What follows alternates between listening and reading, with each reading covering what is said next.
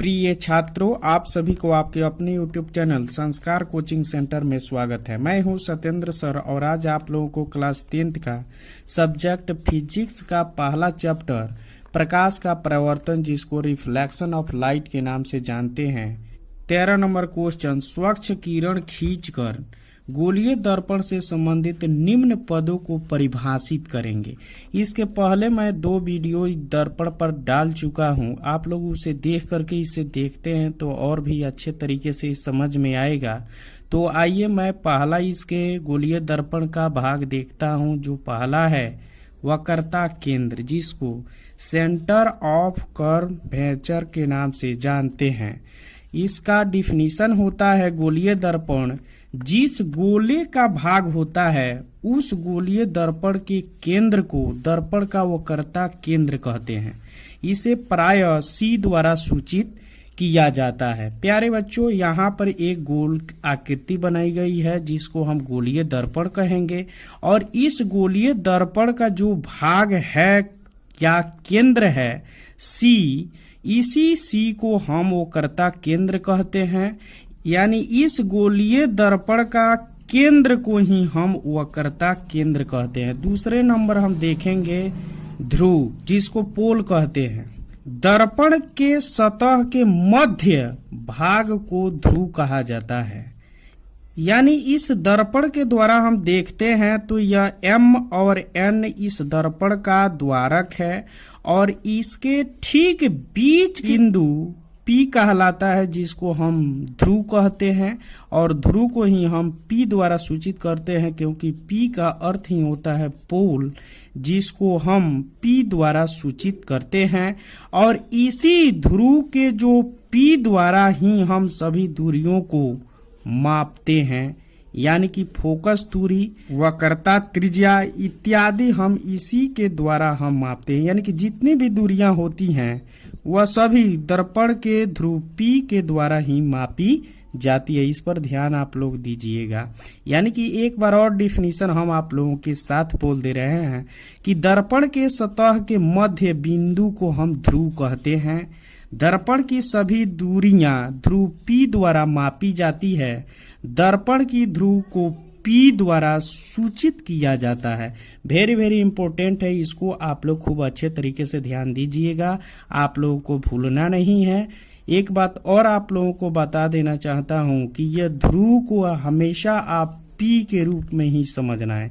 यानी कि हम जहां P लिखेंगे तो आप लोगों को ध्रुव समझना है, जहां C लिखेंगे वहां वक्रता केंद्र समझना है। आइए हम तीसरे जो है नंबर पर विचार करते हैं और उसका डिफिनीशन क्या है उसको हम देखते हैं। तो देर नहीं करेंगे, आप देखते चलिए आराम से। मुख्य अक्ष क्या होता है, जिसको अंग्रेजी में प्रिंसिपल एक्सिस के नाम से हम जानते हैं।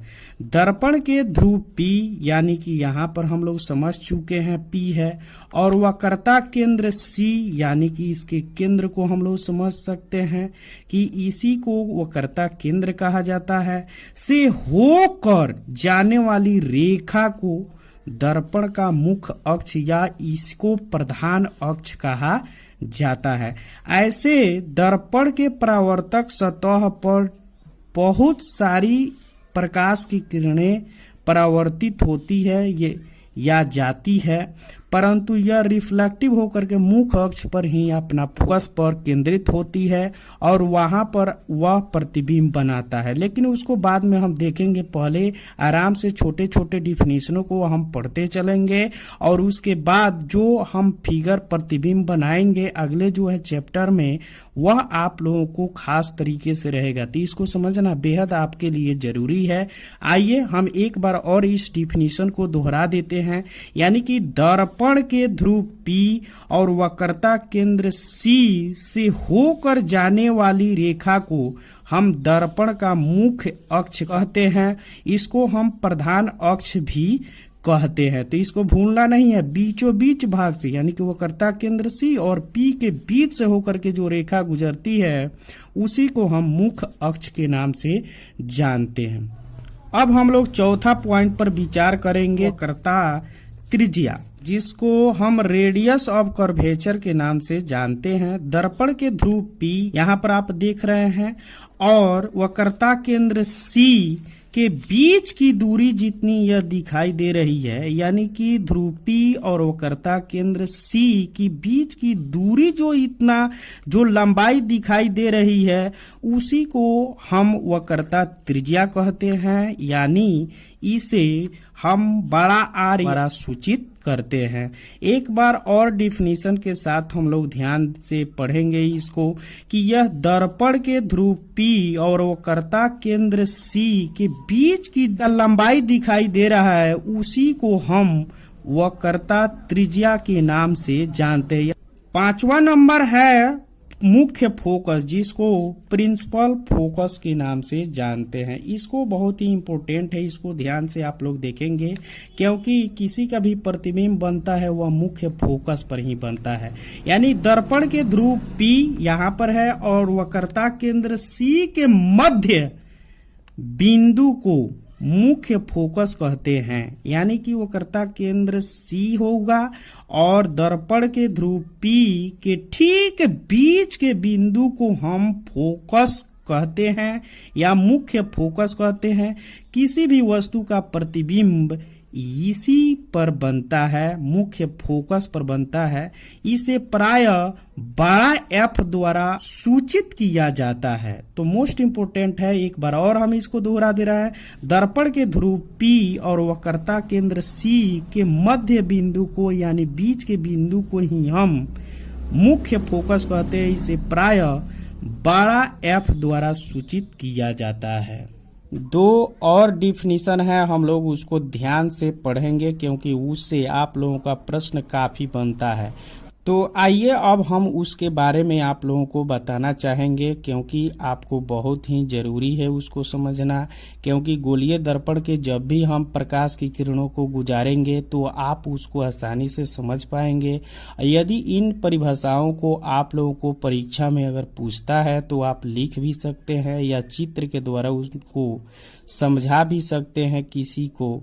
और अच्छे तरीके से अगर इसको समझ जाते हैं तो आप जिंदगी भर इसको याद करके अपने लिए कुछ जानकारी भी प्राप्त कर लेंगे। तो प्यारे बच्चों, इसको समझने की आप लोग बेहद कोशिश कीजिएगा। आइए हम देखते हैं अब 6 और 7 नंबर जो पॉइंट है उसको भी देख लेते हैं और गोलीय दर्पण का ये पार्ट समाप्त हो जाए और अगले वीडियो में हम लोग इसकी प्रतिबिंब से संबंधित हम लोग बातचीत करें।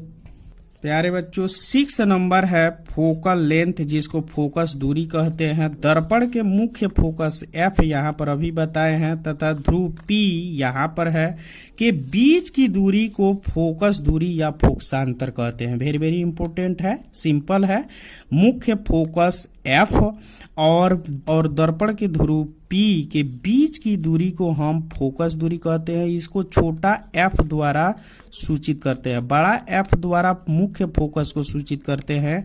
और इस मुख्य फोकस F और ध्रुव P के बीच की दूरी को हम फोकसांतर कहते हैं या फोकस दूरी कहते हैं। इसको छोटा f द्वारा सूचित करते हैं। लास्ट नंबर है हमारा 7 नंबर, दर्पण का द्वारक, जिसको ऑपरेचर ऑफ मिरर के नाम से जानते हैं। इस पर विचार करते हैं। दर्पण की चौड़ाई को दर्पण का द्वारक कहते हैं। छोटा सा डिफिनीशन है। दर्पण का ये भाग है, यह परावर्तक सतह है, यह कलई किया गया है। और दर्पण का जितना यह बड़ा मुंह है यानी कि मुख है, यह चौड़ाई है, इसी को हम दर्पण का द्वारक कहते हैं। इसे प्राय M और M डैश द्वारा सूचित किया जाता है और इसे MNL1 द्वारा भी सूचित करते हैं। तो प्यारे बच्चों, आप लोगों को यह जो है वीडियो और चैनल बहुत ही अच्छा लग रहा होगा। तो आप लोग इस चैनल को सब्सक्राइब, लाइक और कमेंट जरूर करेंगे। तो धन्यवाद।